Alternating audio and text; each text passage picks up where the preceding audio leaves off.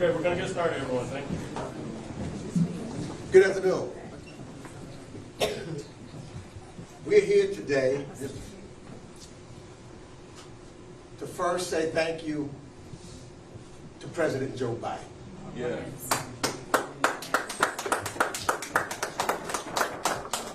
He's done what he has done for his entire career, cared for America, standing up to do the right thing and putting people over politics and the country over all else. He loves democracy, he loves this country, and history will record him as one of the greatest presidents who have gotten us through some of the toughest times ever. We thank Joe Biden for being who he is, the leader that he is, and for the man that he is, and all the work that he's done. He's a statesman, and he's undoubtedly an individual that children yet unborn will look at the work and the accomplishments that he has made. And in that wisdom, he decided to make sure that he had someone beside him to make and win and have the accomplishments over the last 3-4 years. He made a commitment of having a person who created her own path as the AG, as a district attorney, as a U.S. Senator, and as the Vice President of the United States, and Kamala Harris. And she is the appropriate person to now lead us. Her record of delivering for all Americans is exactly why she has the full and unanimous support of the Congressional Black Caucus. She helped restore the world's faith in America across the globe. And I can talk about that specifically watching her as the former chair, now ranking member, and when American people finish speaking in November, the chair again of the House Foreign Affairs Committee. Preach, black man, preach. I've watched her as she's visited over 20 countries. I've watched her as she's met with over 150 world leaders. In fact, if you check it out, she is the most experienced individual for our safety and security around the world. She has more experience than any of the past 4 presidents before President Biden. She's the right person at the right time to get the job done. She's an individual who we know, who we've worked with, who was one of us, a member of the Congressional Black Caucus. And I gotta say, and I'm proud because she's also a Howard University graduate. Had to get that in. The real HU. Now let me just say, the CBC PAC, the members of this great caucus, we now are on a mission. And the mission is to make sure that Kamala Harris is the next president of the United States. In just a short period of time, a little more than 24 hours, over $100 million have come into the campaign. And the CBC PAC, small dollar money, we're now, in just 2 days, over $1.5 million of small money that just came in online because they're supporting in the excitement of Kamala Harris to be the next president of the United States.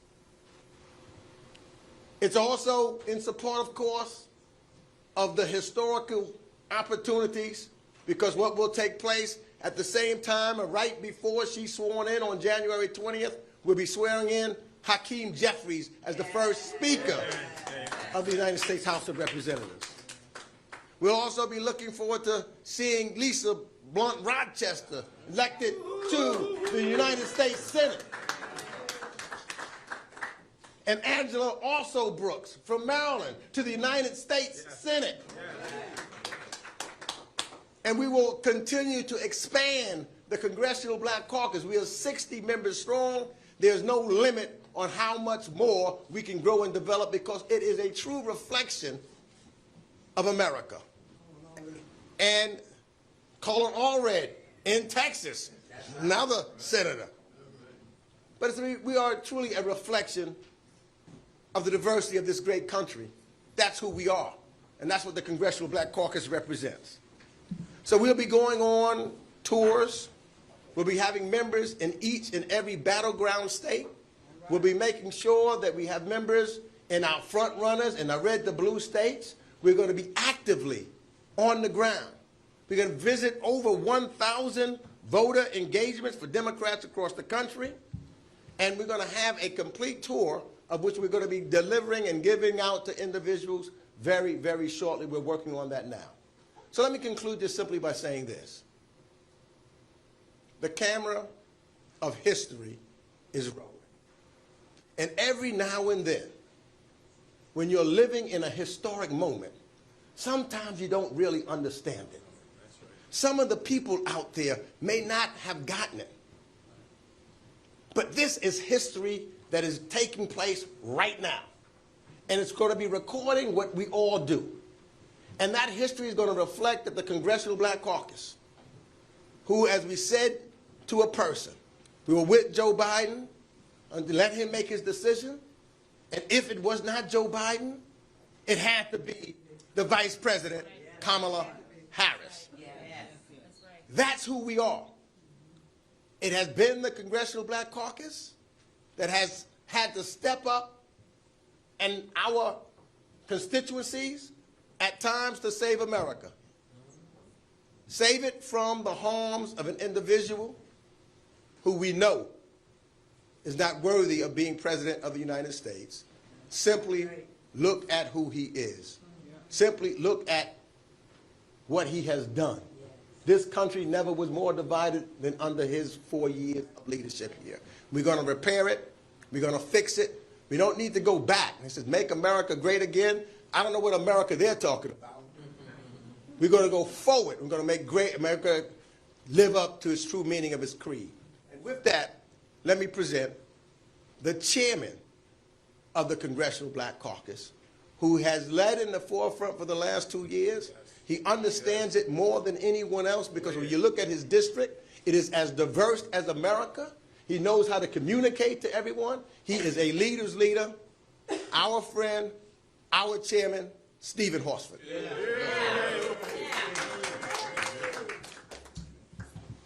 Good afternoon, everyone. I am honored to be here. I'm Congressman Stephen Horsford, representing Nevada's 4th Congressional District, and I'm honored to stand here with my colleagues from the Congressional Black Caucus, the largest in our history, with 60 members, representing 120 million Americans, 1/3 of the U.S. population. We represent every region of the country. We have the youngest member of Congress and the Dean of the House as members. We have every ideological perspective. And today, we are here unified behind one purpose, and that is to win for the American people. Now, I come from a battleground state of Nevada. I represent a frontline district. I know how hard it is to win in difficult cycles. And I, too, want to stand with my colleagues in commending President Joe Biden, who I was with in my district last week, talking about the issues of housing and affordability and addressing the cost of rent and all the other issues that the Congressional Black Caucus stands for. I want to thank him for being such a consequential president at a time when our country needed the soul of our nation to be restored. He did what he came to office to do. The Congressional Black Caucus stood with him, and one of the first decisions that he made was to select Vice President Kamala Harris as his governing partner. It's with the Vice President that we were able to achieve historic legislation, from the Infrastructure Investment and Jobs Law to the Inflation Reduction Act to the American Rescue Plan, to the CHIPS and Science Law, to the Bipartisan Safer Communities Law. These are bills that were done because of Democrats in Congress led by the CBC with Vice President Kamala Harris as the governing partner to the president. And because of those legislative achievements, we have seen historic low unemployment in Black America. We've seen 3 million Black entrepreneurs start businesses in the last 3.5 years. We lifted 50% of Black children out of poverty into the middle class. And we are just beginning to move our country forward.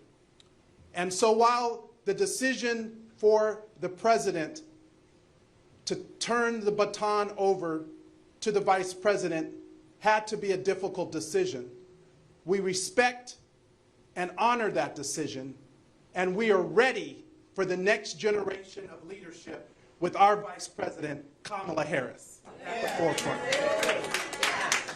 And we have one objective now, and that is to win. We have 105 days, I believe it is.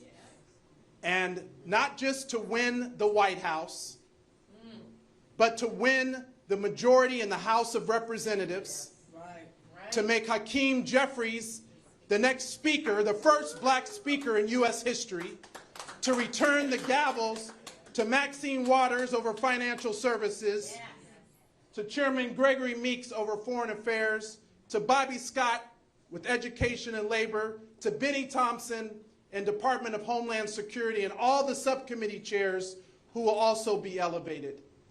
Not only for the gavels, but for the American people. That's right. For the issues, to center the people in the policy that we are seeking to advance. And I want to commend Vice President Kamala Harris because we've been working in partnership with her on the reproductive justice tours to protect a woman's right to make her own health care decisions about her body that disproportionately affect Black women. The fact that she has joined with the Congressional Black Caucus on the economic opportunity tours to help lift up Black America through our work, wages, and wealth agenda that the Congressional Black Caucus is leading. It's because of this work that we will win. But my message to the American people is democracy is a team sport. Yes. And it's going to take all of us to defeat Donald Trump. Yeah. Now, the vice president is the most prepared, the most qualified person to win this nomination. She has now secured the nomination as our presumptive nominee. Yeah. She is the most qualified and prepared person to defeat Donald Trump. And she is the most prepared and qualified person to lead us forward, not backward. That's right. She is the future of our party, and she is the next generation of leaders. So we are proud, as the Congressional Black Caucus, to stand with her and to work with her between now and November to win for the American people, to win for Black America. That is what we are here to do, and I'm so proud to stand with my colleagues to make sure that that happens.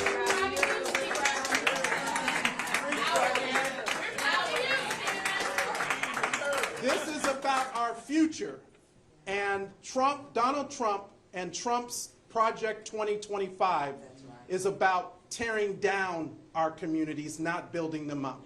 It's about dividing us, not bringing us together through coalition. That is not the future of America, and we're not going back. We're going forward. With that, I'd like to turn it over to our immediate past chairwoman, the gentle lady from Ohio, the person who has gotten us the infrastructure bill, who made sure we had investments in the CHIPS and Science Act, who has worked hard to advance the Voting Rights Advancement Act of John R. Lewis, and so many of our colleagues, my colleague, Congresswoman Joyce Beatty. It is indeed an honor to join my colleagues here today, especially Congressman Greg Meeks and our leader, our chair of the Congressional Black Caucus. It's very simple for me today. We come to represent all the individuals who have stood with us.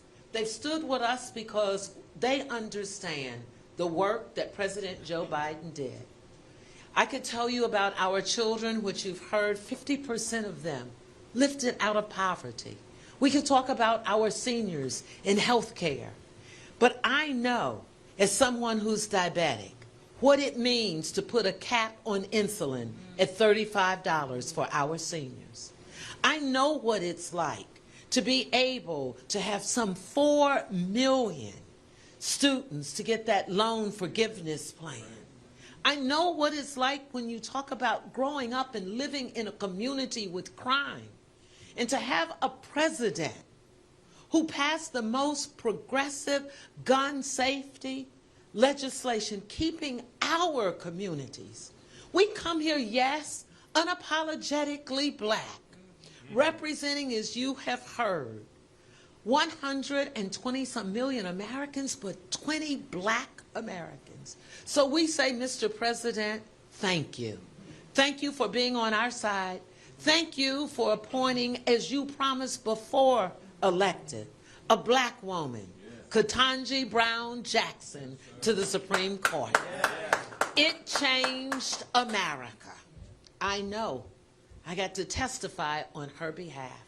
But lastly, let me say, not only thank you to you, but thank you for keeping your word and making a female your vice president.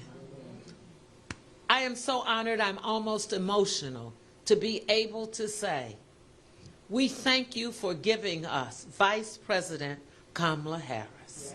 We say thank you, Vice President, and we stand with you, the largest caucus in the Congress. We stand for you because we know that you will continue to represent us, whether it is domestic or whether it is in foreign lands. And let us set the record straight. She has visited some 20 countries and met with more than 150 national leaders. She is ready, she is set and prepared to go. We know that she leads the fight for women with women's reproductive rights. Just watch her. When a child looks up to her face and she bends down to touch them, that's our future. She is bending down and lifting up. So today I say thank you, America, and we stand with Vice President Kamala Harris, who will be our next president of these United States of America, with Hakeem Jeffries as the Speaker in the House of Representatives. It's a good day. Thank you, America. It is indeed my honor to bring a gentleman up here, my colleague, the congressman from Colorado. He is the future. He is our assistant Democratic leader that will become our assistant to the Speaker in the United States House of Representatives, Congressman Joe Neguse. Well, it is difficult, if not impossible, to follow our chairwoman emeritus, who spoke with such clarity of conviction about the next president of the United States, Kamala Harris. It's impossible to follow Chairman Horsford and Chairman Meeks, but I will try. I am filled today with a sense of gratitude and pride. Maya Angelou once said that people may forget what you did, they may forget what you said, they'll never forget how you made them feel. President Biden did a lot during his consequential term in office, the most significant policy achievements since the Great Society of the 1960s. He said a lot, powerful articulations of the work we must do to protect our democracy. But what I think about today is how he made us feel.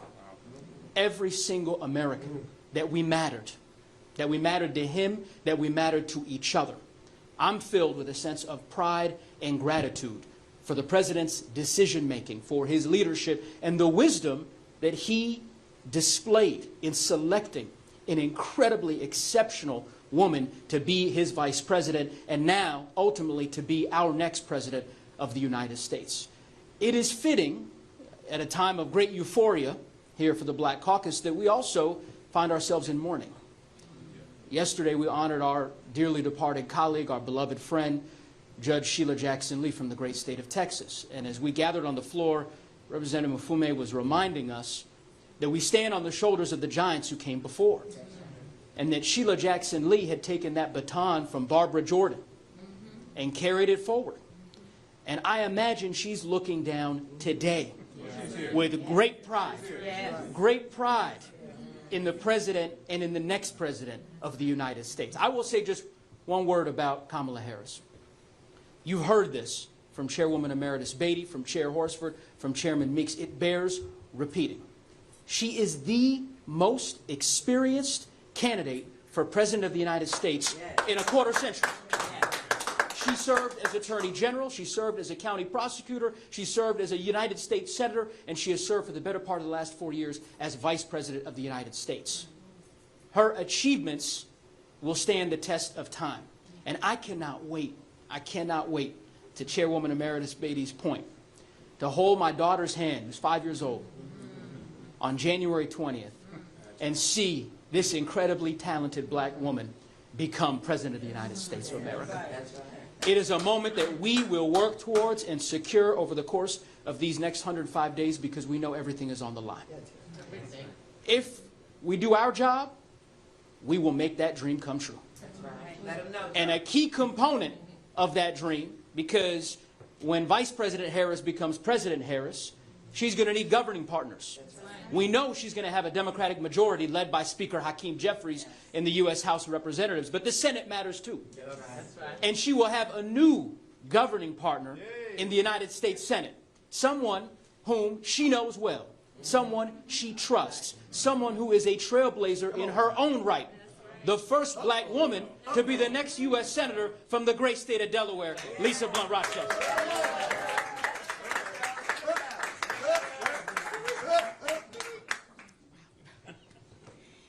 Wow. Thank you, Joe, for that introduction. I am Congresswoman Lisa Blunt Rochester. I'm a little emotional. It's all right. Come on, we got you back. The CBC is family. I'm looking at everyone's faces. I wasn't scheduled to speak, and I kept standing there asking God, what do you want me to say in this moment? First, I want to say that I am Joe Biden's Congresswoman. And I am so proud of the man that he is, the human being that he is, the partnership and the accomplishments that we have made together. Historic. Our Vice President said yesterday in a speech to all of us in Delaware that Joe Biden has done more in 3 years than some presidents do in 2 terms. And so first, I stand here also with the word gratitude. Gratitude for this great man, this great American. And then my second word is determination. Determination. Because we may have a honeymoon period right now. We may be celebrating right now. We may even see the vision of our children holding hands and looking up. But we have to make it a reality. And so I think the word determination, we are determined to make sure that Kamala Harris is the next president of the United States. I served on the VP selection committee, 4 of us. So I know all of the people who were in the running for this position. And Joe Biden said to us, his instructions were, I want somebody who's ready on day 1. She was ready on day 1 3 years ago. And so we are determined to elect this qualified, compassionate, brilliant person who represents the United States in all its beauty and splendor and glory. We are also determined and united to defeat Donald Trump. Amen. And I want to say this Go ahead. one more time. We are determined, catch me cameras, we are determined to beat Donald Trump because this is about two different visions and versions of this country. That's right. We choose hope over fear, Yeah. love over hate, justice for all of us. And so in addition to that, we also want to make sure that Project 2025, a 900-page book, becomes a history book. That's right. It's going to be history. And so as Joe Biden's congresswoman, as somebody now running for the Senate, I just left Angela Also Brooks. We know that in the history of this country, there have only been 3 black women in the United States Senate. Right, Barbara? That's right. 3. 1789. We have had Carol Moseley Braun. We have had Kamala Harris. We have LaFonza Butler. And number 4 and 5 are coming. 4 and 5 are coming. We're coming. So my last word to all of us is that we have spent a couple of weeks worrying, right? And so now it's time for moving from worry to work to win. Worry, work to win. That's what we're about to do.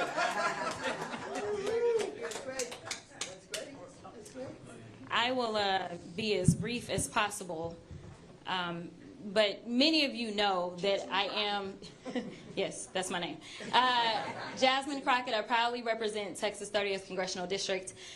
Many of you know that I am an attorney, but I've never been a prosecutor. But between now and November 5th, let me reintroduce myself. I will be assistant prosecutor to Vice President Kamala Harris. And when I sit and I listen as Congressman Meeks opened up, he talked about history.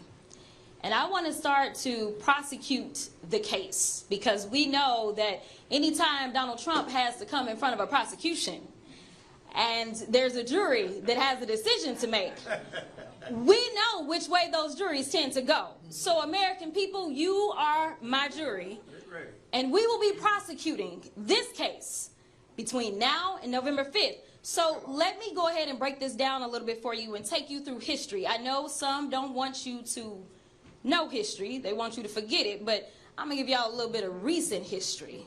When we start to talk about why this House will end up coming back and belonging to the Democrats, let's take you through what it's been like for me, from my eyes as a freshman congresswoman.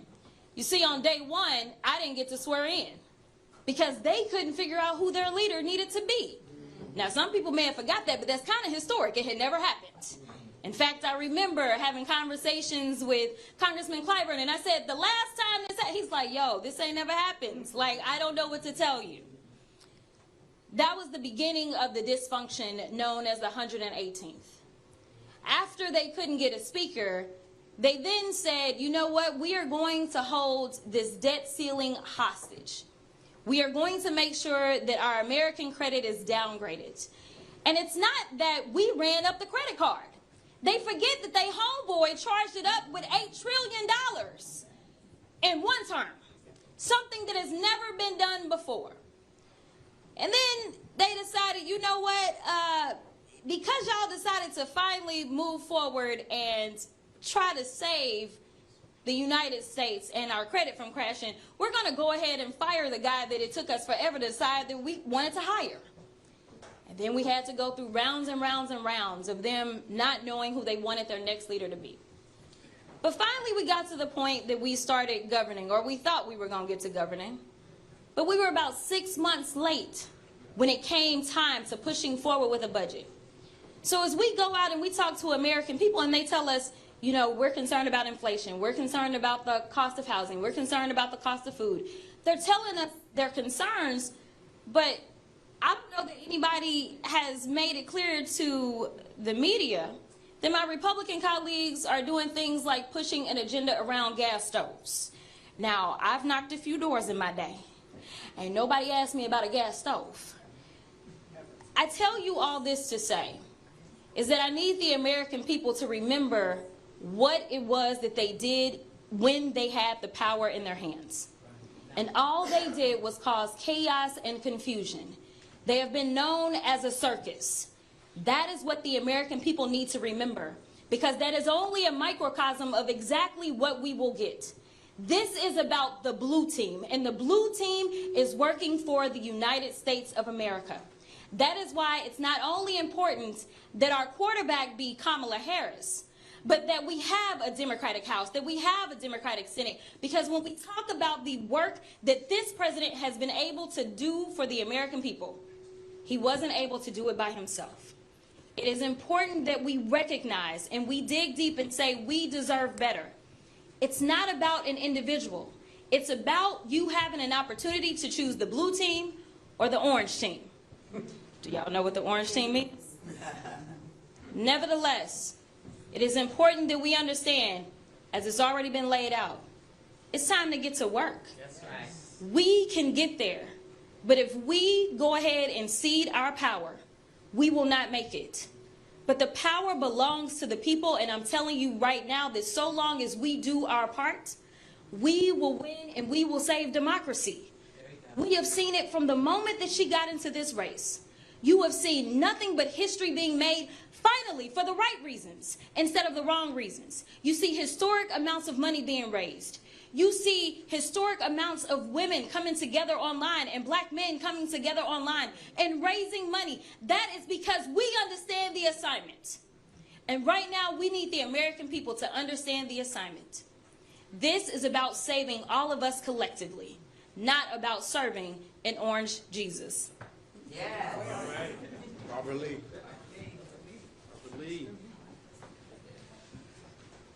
Let me take a moment to thank Mr. Chairman and our entire Congressional Black Caucus, the PAC, for pulling us together today to speak for just a few minutes with regard to our Vice President, who will be the next President of the United States of America.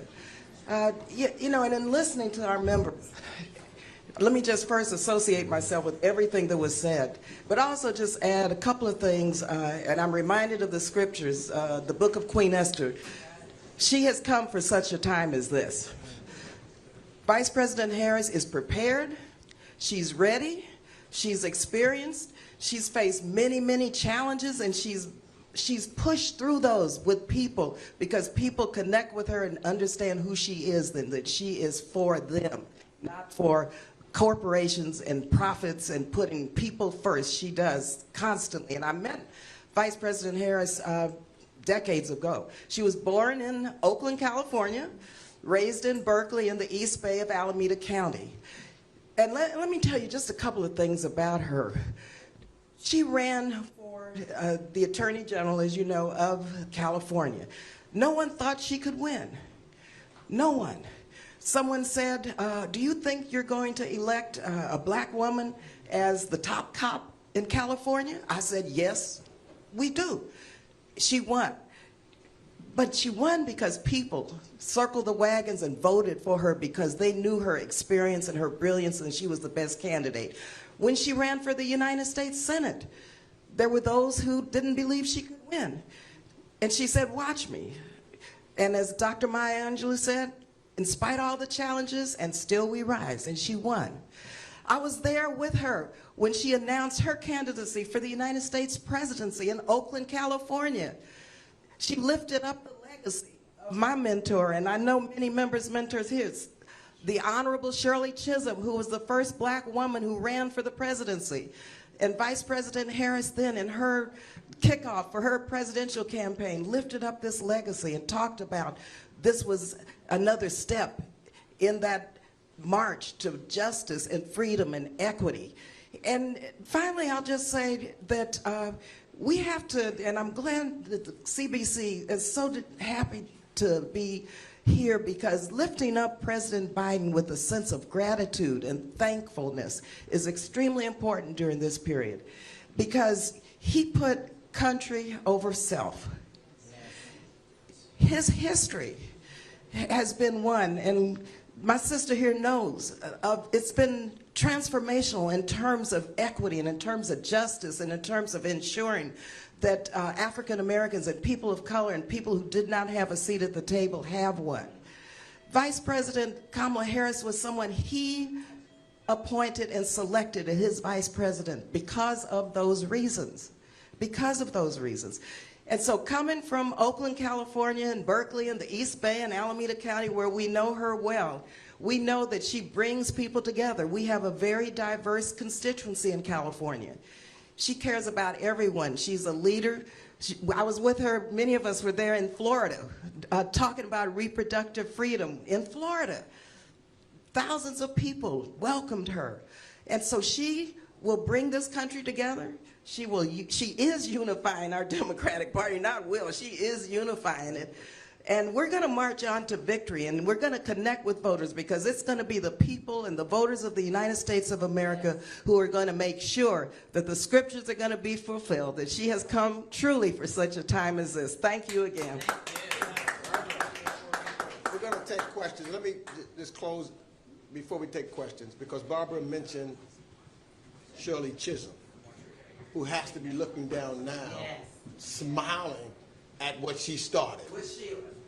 With Sheila, that's right, standing side by side. Winning team. I'm proud to be a Democrat today. Yes. What we've seen in just a short period of time is batons being passed. We saw one of the greatest speakers in the history of our country take her baton and put it in the hands of Hakeem Jeffries, who will be the next speaker. And now we've seen Joe Biden take his baton and put it in the hands of Kamala Harris. This is the time is now, the time is right now, where we will make sure that America becomes a more perfect union. When you talk about MAGA, you're talking about America when what? I'm old enough to remember when I traveled with my parents to their home in South Carolina, colored and white signs. I don't want to go back to that. That wasn't the best of times for America. I can remember when my father and parents could not vote, did not have the right. We're not going back to that America. It is the Congressional Black Caucus that have led, that started out with 9, that is now 60 strong and growing, that is going to make sure that we're bringing a collective coalition with us.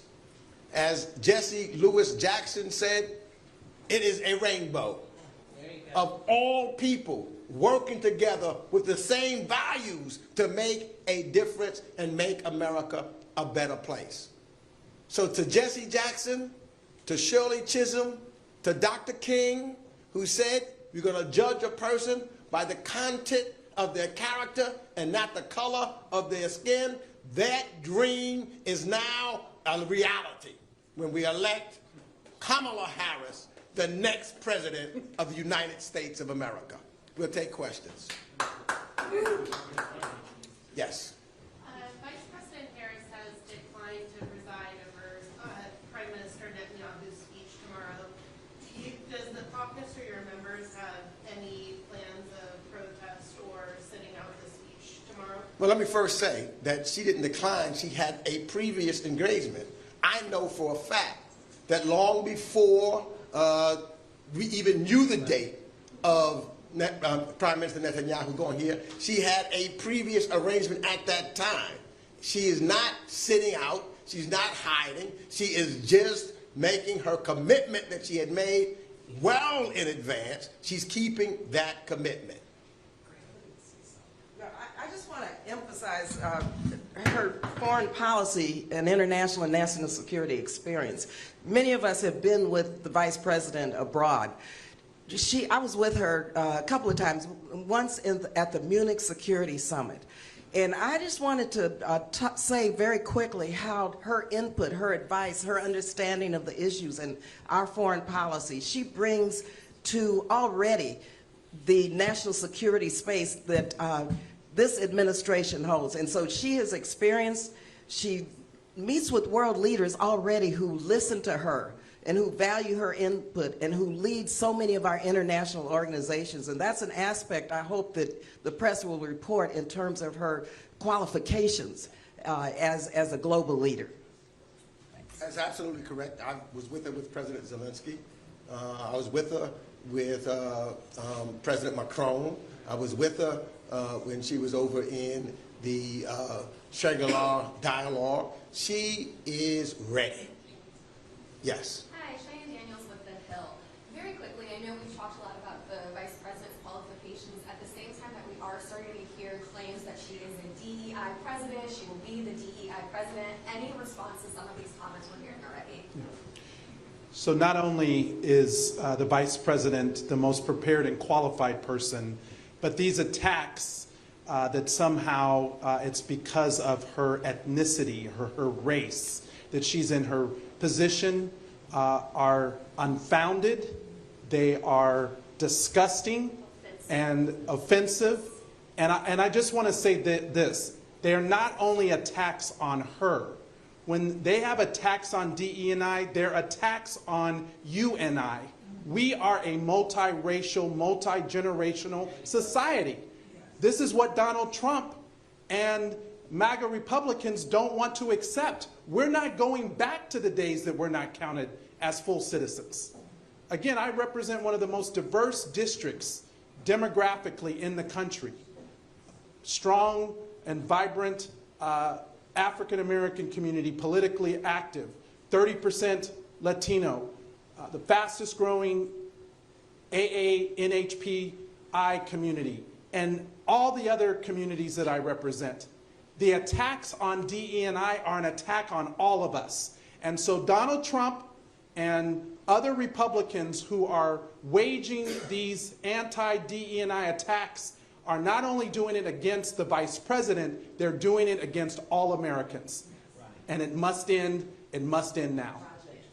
And it is embedded in Trump's Project 2025. It's part of their agenda to dismantle, to defund diversity, equity, and inclusion in government, in the private sector, to bully the private sector into believing that this is not a business imperative. They are trying to do it on our college campuses and our medical schools. And the Congressional Black Caucus has held the line against these attacks. And we understand where they're coming from. They're very well-funded attacks, but it's part of a larger agenda. And that is why this election is so consequential. But guess what? We're not powerless. Because when the people show up and vote, in record numbers, as we've done in prior elections and as we will do in 2024 for Vice President Kamala Harris to be the 47th President of the United States, the people will win. You mentioned earlier the enthusiasm of black men, the enthusiasm of black women, all the money that's been raised over the last few days. There are 105 days to the election. How do you maintain that momentum? How do you keep these communities that are so exuberant, so excited about what's happening now? How do you maintain that excitement and maintain that momentum as you head to the general? Well, I would love our Chair Emeritus to also talk about this, but Win with Black Women met the other day. They had over 40,000 participants. Win with Black Men was on last night. We had over 35,000 men from all across the country. They have raised actually over $3 million collectively, and 100,000 people have signed up to organize in their local communities. And we're just beginning. We're going to continue this work through the Congressional Black Caucus PAC and other organizations to reach people where they are and to invite them into this process. This democracy that we're fighting for and fighting to restore and uphold for all of us, it is for us, but we have to participate in it. And the greatest way to participate is to make sure our voices are heard at the ballot box. But you can also volunteer. You can also make calls. You can canvass. You can make donations. To date, they've raised $100 million since Sunday night. 60% of the donations are from grassroots donors, some of them for the first time they've donated this election cycle. The energy, the excitement, the enthusiasm is just beginning, and it's because we have the future of our party in Vice President Kamala Harris to lead us forward. But I would love for the chairwoman to talk more about what happened on the Win with Women. black women call? Well, first of all, let me just say thank you. You said it directly. So let me just tell you, it started out with a TV interview when we knew we had 1,000, a capacity for 1,000. And I said something like, oh, it's going to be 18,000. That was the Joyce Beatty way. And when it was challenged, I said, well, it might be 20 to 25,000. Well, that message went out across the United States. Before we could get on the line, 5,000 people had already tried to get on a line for 1,000. We delayed it and increased it till we were able to get the president to be able to let it be open. And as Stephen said, 44,000 people got on the call for 3 hours. Brothers were on the call that night. An Asian sister was on the call that night. Many of our colleagues was on the call. And I was on the call in the studio with Roland Martin when the brothers got on. But to more directly, very briefly answer your question, it was that call to action of men and women being together and not competing against one another. It was working together, and people are still calling to say, when's the next call? How do I volunteer? How do I go out there? Because this is about the future. This is about our children, our grandchildren, and those yet unborn. And that is what Kamala Harris brings to the table. She brings the future. She brings the next generation. And so I can tell you we're going to be engaging with database, and this is a time that I'll say thank you for technology, that we are using all platforms that are available to us to get more contributors, more supporters, more volunteers. And we're not having to work hard to do that because people want to be a part of history. And it starts now. And let me just tell you, there's an example. I thought I'd never see it again in my lifetime. I thought that what I saw in 2008 could never be duplicated. I thought that interest, people thought that would fade away during that time. Let me tell you, what we are seeing right now goes farther than what I saw at the beginning in 2008. Yes. And then when I recall, the one time in my life where I saw lines around the block of people waiting to vote, taking their time, making sure they had the right to vote and they were going to vote, was 2008. That, I will say, will be shattered in 2024 in November. So look out, because when you talk about what we're going to do, Detroit, here we come. Philadelphia, here we come. Pittsburgh, here we come. Milwaukee, here we come. Las Vegas, here we come. Phoenix, here we come. Atlanta, here we come. Charlotte, here we come. And when you see those lines coming out in those areas, then you know what's coming next. The next president of the United States, Kamala Harris. Let me just on the voter connection and the continuation of the momentum. Last night we had 10,000 women, primarily black women, on a Zoom call from California. Tonight we're having another one in addition to the 44,000 on, was it Sunday night? We are very clear about how we're going to move forward in winning California, of course. But I want you to know that people in California will be going and working in states that were just listed where are must-win states. And so we will be augmenting the volunteer base, the organizational base, the fundraising base, not only in California, but throughout the country. Also, voter protection, we've got to remember that. And so we're organizing groups and people with legal backgrounds to make sure that not only during election, but before the election, that all of the voter machinations that could occur won't occur, because we have a very important strategic voter protection plan in place. Last question. Yeah, my question was kind of touching on that, is assuming it's a big turnout, how troubling are some of the new restrictive voting laws in a handful of states, like some states criminalize bringing water to people in line, and there's a handful of other things. So how how is that going to So I can say last week in Las Vegas, we had the National Bar Association's convention, and I met with and addressed their body. These are black lawyers from all over the country, and in fact, the DNC just invested $100,000 into voter protection efforts in partnership with National Bar and other organizations that will be involved. We understand that there's misinformation and disinformation campaigns, some of it from foreign actors outside the country, some of it domestic misinformation, and we are on guard. We have the infrastructures in place. We will push back. We are making sure that technology companies are held accountable, because we will not have our communities misled or